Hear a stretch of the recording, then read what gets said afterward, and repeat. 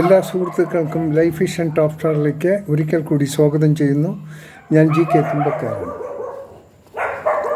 ഇന്നത്തെ video mock ഡ്രില്ലിനെ കുറിച്ചാണ്.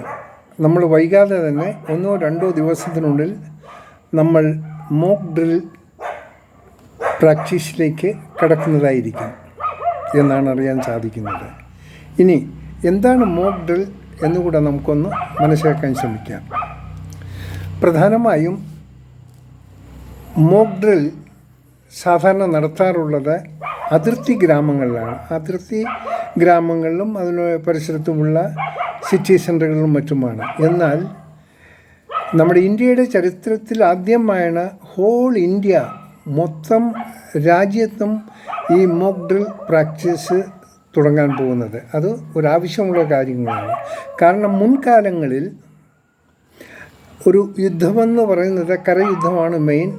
അതിലുപയോഗിക്കുന്ന ആയുധങ്ങൾ ഇപ്പോൾ ടാങ്ക്, ഇങ്ങനെയുള്ള ഈ പാറ്റൻ ടാങ്കുള്ള പീരങ്കികൾ, ഇവയെല്ലാം മാക്സിമം പോണതൊരു 5000 ഫീറ്റ് റേഞ്ചിലാണ് ഇവ വർക്ക് ചെയ്യുക. അതായത് കൂടുതൽ റേഞ്ചുള്ള ആയുധങ്ങൾ അന്ന് ഉണ്ടായിട്ടില്ല. അതെല്ലാം എയർ അറ്റാക്കിൽ കൂടി ആണ് ദൗത്യങ്ങൾ നിർവഹിക്കുന്നത്. എന്നാൽ ഇന്ന് കാലം ആകെ മാറിക്കഴിഞ്ഞു. ഇന്നത്തെ റേഞ്ചെന്ന് പറയുന്നത് ഇന്നത്തെ അഡ്വാൻസ്ഡ് ആയുധങ്ങൾക്ക് ലോകത്തിൻ്റെ ഒരു ഭാഗത്തു നിന്ന് മറ്റൊരു ഭാഗത്തേക്ക് വരെ പോകാൻ കപ്പാസിറ്റിയുള്ള ആയുധങ്ങളാണ്. അത്ര റേഞ്ചുള്ള ആയുധങ്ങളാണ്. സോ അതുകൊണ്ടാണ് നമ്മളിപ്പോൾ എല്ലാ ഭാഗത്തും നമ്മുടെ അറ്റൻഷൻ വേണമെന്ന് പറയുന്നത്. മുൻകാലങ്ങളിൽ ടാർഗറ്റ് ചെയ്യുന്നത് ഈ അതിർത്തിയിലുള്ള പോസ്റ്റുകളിലുമാണ്, പിക്കറ്റ്സിലൊക്കെയാണ്. എന്നാൽ ഇപ്പോൾ അതല്ല. ഇപ്പോൾ എല്ലാം ടാർഗറ്റ് ചെയ്തിരിക്കുന്നത് ഓരോ രാജ്യത്തിൻ്റെയും പ്രധാന ഭാഗങ്ങളിലാണ്. അതായത് മിലിറ്ററി ക്യാമ്പ്, എണ്ണ ശുദ്ധീകരണശാല, railway station, then defence centre, then ISRO, ഇങ്ങനെയുള്ള പ്രധാനപ്പെട്ട എല്ലാ ഭാഗങ്ങളും അതായിരിക്കും എനിമി ടാർഗറ്റ് ചെയ്തിരിക്കുക. അവിടെയായിരിക്കും കൂടുതൽ എഫക്റ്റ് ആകുക. പ്രധാനമായും എയർപോർട്ട്സ്, ഈ ഫ്ലൈറ്റിൻ്റെ മൂവ്മെൻറ്റ്സ് സ്റ്റോപ്പ് ചെയ്യാനുള്ള സംവിധാനം, അതാണ് അവർ ആദ്യം പ്രിവെൻറ്റ് ചെയ്യുക. സോ ഇത് നമ്മുടെ കേരളത്തിലും ഇതിൻ്റെ ആഫ്റ്റർ എഫക്റ്റ് വന്നുകൂടായികയില്ല. അങ്ങനെ വന്നാൽ നാം പരിഭ്രാന്തരാകാതിരിക്കാൻ വേണ്ടി മാത്രമാണ് ഈ മോക്ക് ഡ്രിൽ സംഘടിപ്പിക്കുന്നത്. മോക്ക് ഡ്രിൽ വളരെ ഉപകാരപ്രദമാണ്. അതിൽ നിന്നും ഒത്തിരി കാര്യങ്ങൾ നമുക്ക് മനസ്സിലാക്കാൻ പറ്റും. ഒരു പക്ഷേ മോക്ക് ഡ്രില്ലിൻ്റെ സൈറൻ മുടങ്ങുമ്പോൾ തന്നെ തീവണ്ടികളും റോഡിൽ മൂവ് ചെയ്യുന്ന വാഹനങ്ങളും എപ്പോൾ നിർത്തിയേക്കാം, സ്റ്റോപ്പ് ചെയ്യിക്കാം. ഈവൻ എയർപോർട്ട് വരെ ലോക്ക് ചെയ്തിരിക്കാം. റെയിൽവേ സ്റ്റേഷൻ എല്ലാം വന്ന് നിശ്ചലമാക്കും. ഒരു ഭീമത്സരമായ ഒരു ഇതായിരിക്കും. ആ സൗണ്ടും അങ്ങനെ ആയിരിക്കും. അപ്പോൾ ആ സൈറൻ തുടങ്ങി അവസാനിക്കുന്നവരെ നമ്മൾ ശ്രദ്ധാലുക്കളായിരിക്കണം. അപ്പോൾ നമ്മൾ അറിയേണ്ട കാര്യങ്ങൾ ആധികാരികമായി നമ്മുടെ സേനാംഗങ്ങളോ അല്ലെങ്കിൽ അതിന് ബന്ധപ്പെട്ടവരോ, ഫയർഫോഴ്സോ, പോലീസുകാരോ അല്ലെങ്കിൽ മിലിറ്ററിയോ അവരൊക്കെ ഒന്ന് കാണിച്ചു തരും സിവിലിയൻസിന് എങ്ങനെയാണ് പ്രിവെൻറ്റേഷൻ എടുക്കുന്നതെന്ന്. ഒരു പ്രധാന കാരണം നമ്മുടെ ഇന്ത്യയിലെ ജനസംഖ്യ അറിയുമല്ലോ. ഐ തിങ്ക് അബൌട്ട് 150-160 കോടി വരേക്കുള്ളതാണ്. ഒരു കേവലം ഈ യുദ്ധം ഏത് ദിശ, എന്ത് തരം യുദ്ധമാണെന്ന് ആർക്കും പ്രഡിക്റ്റ് ചെയ്യാൻ പറ്റില്ല. ചില എനിമികൾ, ചിലർ വിഷവായു വരെ ഉപയോഗിച്ചേക്കും. വളരെ ബുദ്ധിമുട്ടാണ്. വിഷവായു പ്രയോഗിച്ചാൽ അതിന്ന് രക്ഷപ്പെടണമെങ്കിൽ നമുക്ക് മോസ്ക് തന്നെ വേണം. ഒരു മോസ്ക് ആണെങ്കിൽ എത്ര ഈ മാസ്കാണ് നമുക്ക് വേണ്ടത്? 150 കോടിയോളം ജനങ്ങളുള്ള രാജ്യത്തിനൊന്ന് ആലോചിക്കുക. അപ്പോൾ അത് ഏത് ഭാഗം ചിന്തിച്ചാലും നമ്മൾ എക്സ്പെൻസ് എന്ന് പറഞ്ഞാൽ അൺബിലീവബിളായിരിക്കും.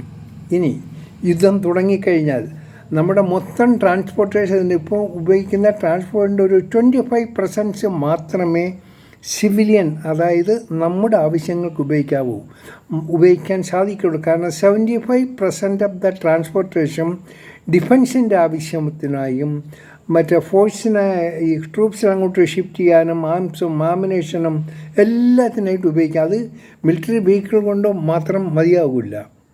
അപ്പോൾ അവിടെ സിവിൽ ഇൻവോൾവ്മെൻറ്റ്സ് വരികയാണ്. അപ്പോൾ എന്ത് പറ്റും? നമ്മുടെ ആവശ്യ വസ്തുക്കൾ സമയത്തിന് കിട്ടുകയില്ല, അതിന് ദൗർലഭ്യം വരും, ഡിമാൻഡ്സ് വരും. ഇത് ഈ യുദ്ധം ഉണ്ടാകുമ്പോൾ ഉണ്ടാകുന്ന കാര്യങ്ങളാണ്. പിന്നെ ഇതുകൊണ്ട് നമ്മളിപ്പോഴേ ഈ ഭക്ഷ്യസാധനം വാങ്ങി വയ്ക്കണമെന്നൊന്നുമില്ല. മറ്റൊരു കാര്യം, ഒരു രാജ്യവും അവരുടെ കയ്യിലുള്ള ആയുധങ്ങൾ എത്ര കണ്ട് റേഞ്ചുള്ളതും എത്ര എഫക്റ്റീവാണെന്നും പുറം രാജ്യങ്ങളെ അവർ അറിയിക്കുകയല്ല. അത് അതീവ സീക്രട്സായി അവർ സൂക്ഷിക്കത്തുള്ളൂ. സമയം വരുമ്പോൾ അത് അവർ ഉപയോഗിക്കും. അതിൽ നമ്മുടെ ഇന്ത്യയും പെടും. ഇന്ത്യക്കും എന്തൊക്കെ ആയുധങ്ങളുണ്ടോ എന്ന് അങ്ങനെ ഡിസ്ക്ലോസ് ചെയ്യാറില്ല. അത് ഒരു രാജ്യവും ഡിസ്ക്ലോസ് ചെയ്യാറില്ല. അത് സമയം വരുമ്പോൾ മാത്രമേ അത് ഉപയോഗിക്കുകയുള്ളൂ. അതുകൊണ്ട് ഈ മോക്ക് ഡ്രിൽ വളരെ അത്യാവശ്യമുള്ളതാണ്. നമ്മൾ അറിയേണ്ട കാര്യങ്ങളാണ്, നമ്മൾ അറിഞ്ഞിരിക്കണം. അറ്റ്ലീസ്റ്റ് ഇതുവരെ ആയിട്ടും കേരളത്തിലുള്ളവർ, കേരളത്തിലും സൗത്ത് ഇന്ത്യ ഇങ്ങനെ ഈ റീജിയനിലുള്ളവരാരും തന്നെ യുദ്ധം എന്താണെന്ന് അറിഞ്ഞിട്ടില്ല, അത് എക്സ്പീരിയൻസ് ചെയ്തിട്ടില്ല. അറ്റ്ലീസ്റ്റ് ഈ സിനിമയിൽ കാണിക്കുന്ന രംഗങ്ങൾ പോലെ ഈ മോക്ക് ഡ്രില്ലിൽ കൂടെയെങ്കിലും നമ്മുടെ ആൾക്കാർ മനസ്സിലാകട്ടെ യുദ്ധം എന്താണ്, അതിന് ആ ഭീമത്സത എന്താണ്. അത് ഞാൻ പറയാം, നല്ല രീതിയിലുള്ള ഡ്രില്ലായിരിക്കണം ചെയ്യേണ്ടത്. ആവശ്യ വസ്തുക്കൾക്ക് ക്ഷാമം പറയുന്നതൊക്കെ അപ്പോഴേ നമ്മുടെ ആൾക്കാർക്ക് മനസ്സിലാകത്തുള്ളൂ. ഇപ്പോഴെല്ലാവരും മുറവിളി കൂട്ടിയാണ് അടിക്ക് പാകിസ്ഥാൻ അടിച്ചൂടെ. ഒന്ന് മനസ്സിലാക്കിയാൽ ചേര കടിച്ചാലും ഒരു അത്താഴം മുടക്കാൻ പറ്റും. പാകിസ്ഥാന് ശക്തിയില്ല, ദാറ്റ്സ് ഓക്കെ. പക്ഷെ അവൻ എന്തെങ്കിലുമൊക്കെ ചെയ്തു കഴിഞ്ഞാൽ ഒരു നേരത്തെ അത്താഴം മുടക്കാൻ പറ്റും. അവൻ്റെ ജനസംഖ്യ നത്തിങ്, വളരെ കുറച്ച് ആൾക്കാരാണ്. നമ്മുടെ രാജ്യത്തിൻ്റെ ജനസംഖ്യ ചെറുതൊന്നുമല്ല. പക്ഷേ എങ്കിൽ തന്നെയും നമ്മളെന്ത് തുടക്കം കുറിച്ചാലും വളരെ ശ്രദ്ധാപൂർവമായിരിക്കും അതിന് തുടക്കം കുറിക്കുക. അതിൻ്റെ പ്രിപ്പറേഷനാണ് ഇപ്പോൾ നടന്നുകൊണ്ടിരിക്കുന്നത്. സോ ഈ ബഹുമാനപ്പെട്ട സ്നേഹമുള്ള ജനങ്ങളോട് ഒന്ന് പറയാനുള്ളത്, നമ്മളാരും യുദ്ധക്കെടുതികൾ അനുഭവിച്ചിട്ടില്ല.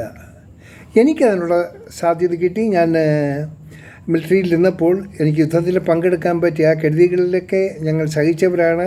സിവിലിയൻസുണ്ടായ ബുദ്ധിമുട്ടുകൾ ഞങ്ങൾ മനസ്സിലാക്കിയിട്ട് അതുകൊണ്ടാണ് എനിക്ക് ഇങ്ങനെയുള്ളൊരു വീഡിയോ ചെയ്യാൻ സാധിക്കുന്നത്. പക്ഷെ അന്നൊക്കെ ഒരിക്കലും ഞാൻ വിചാരിച്ചു നമ്മുടെ കേരളത്തിൽ ഇങ്ങനൊരു മോക്ക് ഡ്രിൽ നടക്കും, ഇങ്ങനെ യുദ്ധത്തെക്കുറിച്ചുള്ള ഒരു അവയർനെസ് കൊടുക്കേണ്ടി വരും എന്നൊക്കെ നമുക്കറിയില്ലായിരുന്നു. പക്ഷെ ഇതെല്ലാം നമ്മൾ അറിഞ്ഞിരിക്കണം. The part of our life.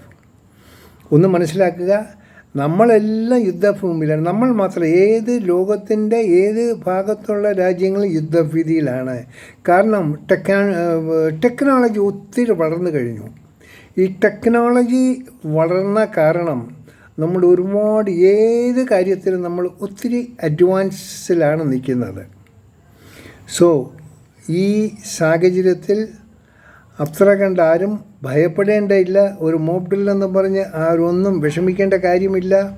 പിന്നെ ഇവിടെ ശരിക്കും ഇതൊക്കെ വേണ്ടത് ബങ്കറും അതൊക്കെ ബങ്കറിൻ്റെയൊക്കെ ആവശ്യമാണ്. ബങ്കറിൽ പോയി കഴിഞ്ഞാൽ ഷെല്ലിങ്ങിൽ നിന്നൊക്കെ രക്ഷപ്പെടാൻ ബങ്കറിൻ്റെയൊക്കെ ആവശ്യമുണ്ട്. പക്ഷെ അതൊന്നും ആ ലെവലിലോ ഇപ്പോൾ പോകേണ്ട ആവശ്യം നമ്മുടെ ഈ ഭാഗത്തേക്ക് വരുന്നില്ല. ഒരു പക്ഷേ ഒരു പ്രാക്ടീഷൻ ഒരു എക്സ്പീരിയൻസ് എന്നുള്ള നിലയിൽ ചിലപ്പോൾ അങ്ങനെ വല്ലതൊക്കെ പരീക്ഷണം നടത്തിയേക്കാം. പിന്നെ ഈ മോക്ക് ഡ്രിൽ സമയത്ത് നമ്മുടെ ഫൈറ്റർ ജെറ്റുകൾ തന്നെ നമ്മുടെ മുകളിൽ കൂടെ പറക്കും. ഒരു പക്ഷേ അത് നമ്മുടെ ജെറ്റ് തന്നെയാണോ അതിൽ എനിമിയുടെ ജെറ്റാണോ എന്ന് പോലും നമുക്ക് ഭയപ്പെടേണ്ട ഒരവസ്ഥ ഉണ്ടാകും. ഭീതിയിളക്കമായിരിക്കും. അതിൻ്റെ സൗണ്ടും അതൊക്കെ എല്ലാം പലതാണ്. വളരെ എഫക്റ്റീവ് ആണെങ്കിൽ ആൾക്കാർക്ക് ഭയം തോന്നും. അത് ഭയപ്പെടേണ്ട, ഒന്ന് ധൈര്യമായിട്ടിരിക്കുക. ഇത് നമ്മളിപ്പോൾ റോഡിൽ സമാധാനമായി നമ്മൾ ഡ്രൈവ് ചെയ്ത് പോകുമ്പോൾ നമ്മുടെ പിന്നാലെ അവിശ്വസനീയമായ രീതിയിൽ ബഹളവും സൗണ്ട് വെച്ച് കാണിച്ച് നമ്മുടെ കൂടെ ലൈറ്റൊക്കെ ഇട്ട് അടിച്ച് വരുന്ന ആംബുലൻസ് കാണിക്കുന്ന ഒരു പരക്കം പാച്ചിലുണ്ടല്ലോ, നമുക്കറിയുമല്ലോ. നമ്മളെ നിശ്ചലമായിപ്പോയി, നമ്മൾ വഴിമാറിക്കൊടുക്കും. അത് രോഗിയും കൊണ്ട് ഒരു മരണപ്പാച്ചിലാണ്. രോഗിയെ രക്ഷിക്കാൻ വേണ്ടി ഹോസ്പിറ്റലിൽ എത്തിക്കാൻ വേണ്ടി ആ ഡ്രൈവർ കാണിക്കുന്ന തത്രപ്പാട്, വളരെ അവരുടെ ഡ്രൈവിംഗ് ഉണ്ടല്ലോ, വളരെ ശ്രദ്ധിച്ച് എല്ലാത്തിനും സിഗ്നൽ എല്ലാം കട്ട് ചെയ്ത് അങ്ങോട്ട് ജീവൻ രക്ഷിക്കാൻ വേണ്ടി ഒരു നെട്ടോട്ടമാണ്. ആ നെട്ടോട്ടം തന്നെയാണ് നമ്മുടെ മോബ് ഡ്രില്ലിലും നാം കാണാൻ പോണത്, അല്ലെങ്കിൽ നാം ചെയ്യാൻ പോണത്.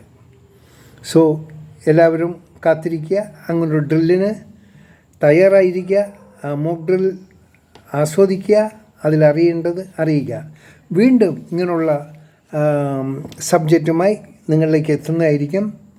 ഈ വിവരങ്ങൾ ഇഷ്ടപ്പെട്ടാൽ എല്ലാവർക്കും ഷെയർ ചെയ്യുക, സാധിച്ചാൽ സബ്സ്ക്രൈബും ചെയ്യുക. കാണാം വീണ്ടും മറ്റൊരു വീഡിയോയിലൂടെ. Thank you.